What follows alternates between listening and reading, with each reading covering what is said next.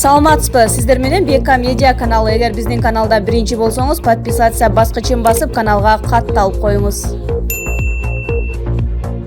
Абдышукур Ажы Нарматов Атамбаевдин үйүнө барды.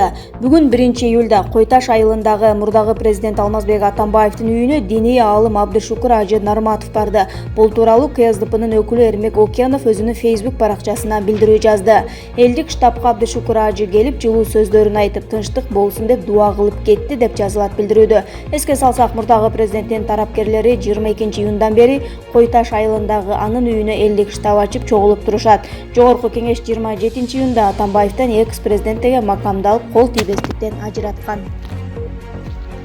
Ички иштер министрлиги айрым жолдордо ылдамдыкты саатына 110 чакырымга чейин көтөрүүнү сунуш кылды. Кыргызстандын ичиндеги эл аралык маанидеги айрым жолдордогу ылдамдыктын эң жогорку чеги 110 чакырымга чейин жогорулатышы ыктымал. Ички иштер министрлиги ушундай сунуш киргизди. Министрликтин көз карашында бул чекти көтөрүү жолдордун өткөрүү мүмкүнчүлүгүн арттырат. ИИМ Кыргызстандын транспорттук паркы коопсуздуктун заманбап талаптарына жооп берген күлүк машиналар менен толукталып жатат деп эсептейт.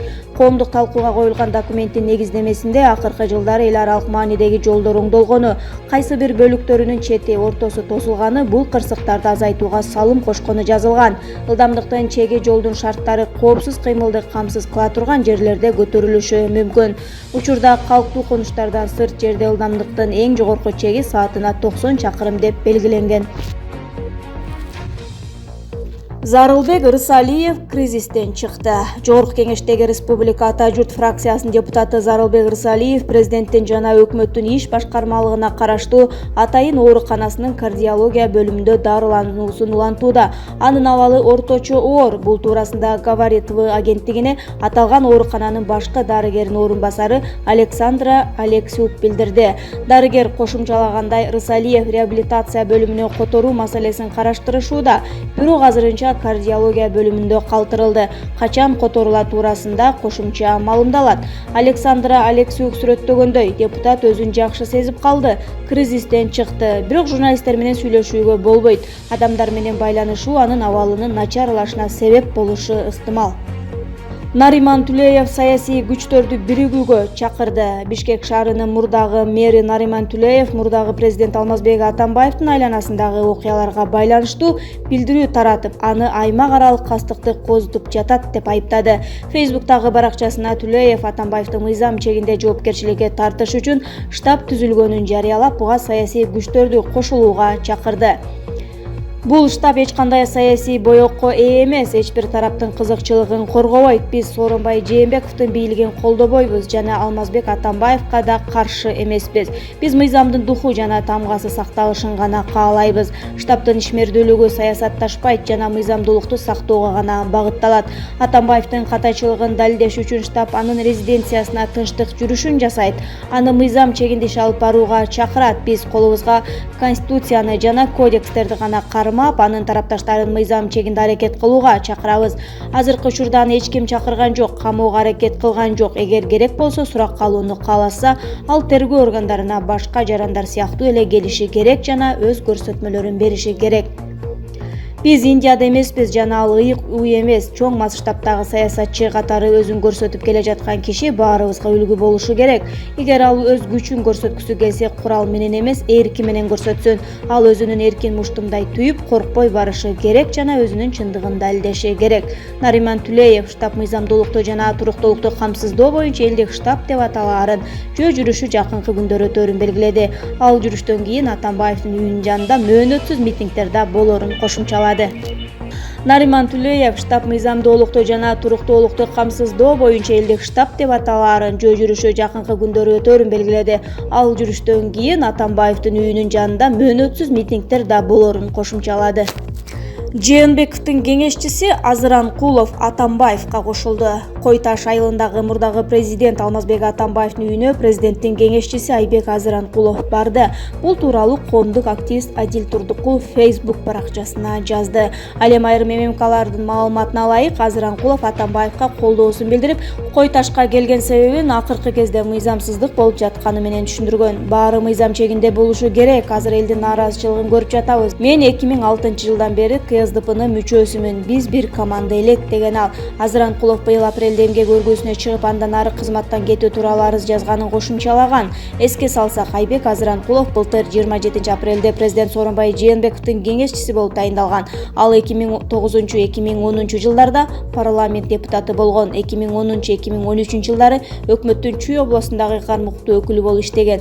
Андан кийин эмгек, миграция жана жаштар министрлигинде жетектеген. Атамбаев кечке жуук чогулгандардын алдына чыгып, Азыранкуловдун келгенине кубанып турганын билдирди.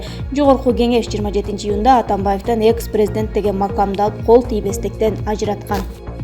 3 июлда Атамбаев митингге чыгат. 3 июлда Бишкектеги медиа форум имаратынын алдында эски элитага каршы тынчтык митинг өтөт. Бул тууралуу мурдагы президент Алмазбек Атамбаев 30 июнда өзүнүн Кой Таштагы үйүнүн алдында топтолуп турган тарапкерлердин алдына чыккан учурда билдирип, митингге өзү да катыша турганын айтты. Атамбаевдин тарапкерлери интернетте келе жаткан шаршемби күнү соке болбой калды деп аталган акция өтөрү тууралуу маалымат таратып жатышат. Анда митингде эски элита кетип, жаңы элдик лидерлер келсин деген чакырык ташталары жазылган.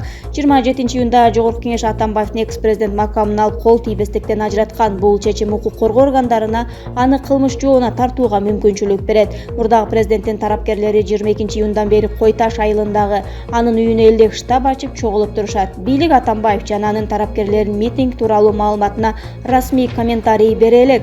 Президент Сооронбай Жээнбеков Атамбаевдин кол тийбестиги алынгандан бери эл алдында биринчи жолу 30 июнда Суусамырда Кожомкул Балбандын иш-чарасында алдына чыкты.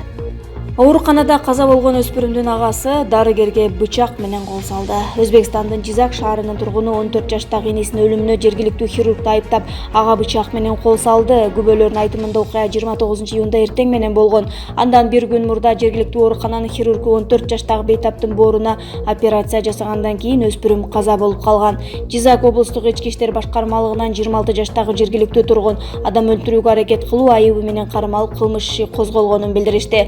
Учурда жаракат алган хирург ооруканада жатканы жана абалы жакшы экени кабарланууда. Бул бейтаптардын туугандары дарыгерлерге кол салган Өзбекстандагы алгачкы учур эмес. Өлкөнүн саламаттыкты сактоо министрлигинин маалыматына караганда, 2017-2018 жылдары бейтаптар жана алардын туугандары тарабынан 300гө жакын медицина кызматкери сабалган.